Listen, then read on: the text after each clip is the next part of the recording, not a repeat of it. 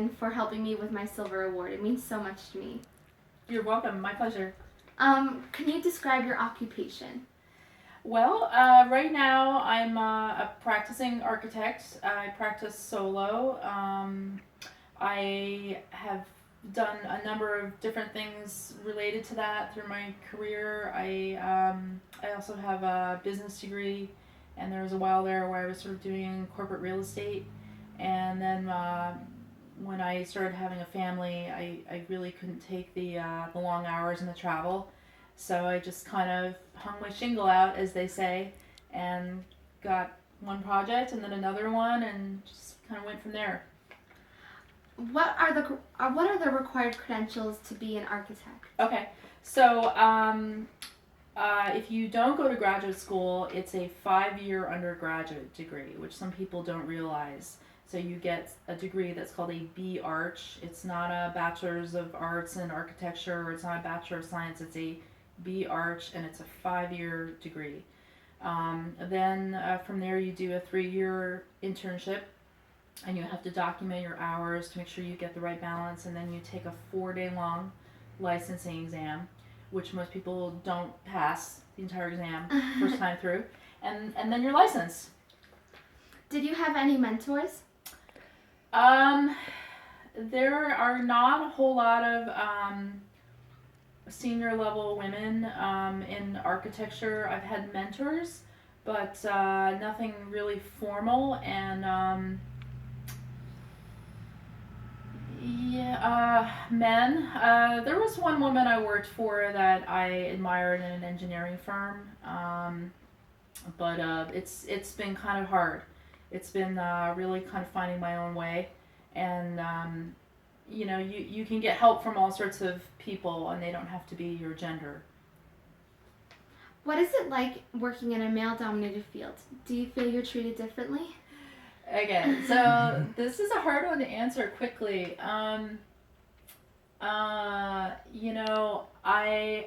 could talk for a long time about this. I've definitely had a fair share of really stupid male comments made to me over the years about the way I was dressed, the way I was behaving. In particular, going on construction sites is very difficult.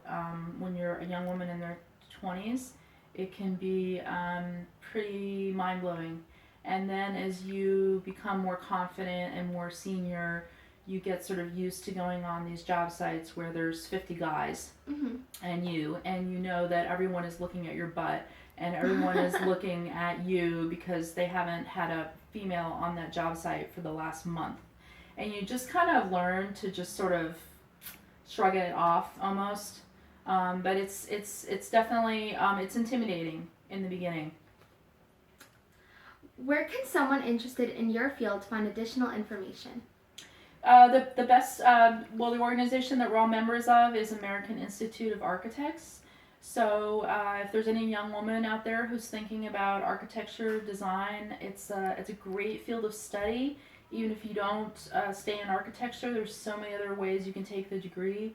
And you can go on there's lots of local chapters. You can go find members, have interviews, go visit people in their workplace. And just call an architect up, and they'll probably be happy to talk to you and show you about what they're doing. Do you have any insights or advice for young women and men?